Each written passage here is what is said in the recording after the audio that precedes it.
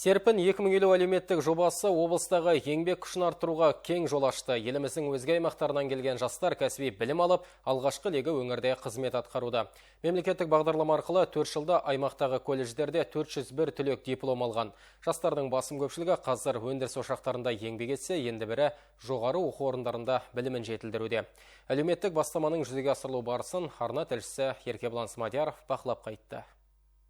Әлеуметтік бастаманың игілігін көрген жастардың бірі Жүсіп Шайділдаев. Ол Қызылорда өңірінің тумасы. Мектеп табалдырған тәмамдаған соң талапкер арнаулы оқу орнына түсуді қалаған еді. Жүсіпке Серпін жобасы жарқын жол ашты. Ол мемлекеттік бағдарлама арқылы Оралдағы Батыс Қазақстан инженерлік технологиялық колледжіне қабылданған. Оқу орнын былтыр аяқтап дипломын қолға алды. Сыргелінің тумасы қазір Жайық өңіріндегі трансформатор зауытында қызмет атқаруда. Кәсіпорын жас маманды жатақханамен қамтамасыз еткен. Жүсіп енді осы аймақта тұрақтауды көздеп отыр.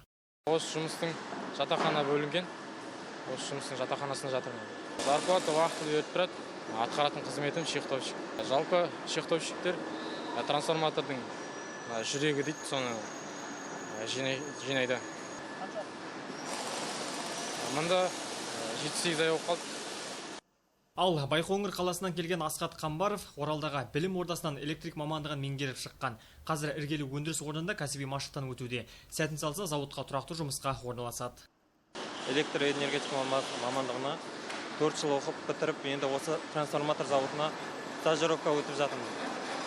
Енді бұйырса осында қалам деген арманым бар.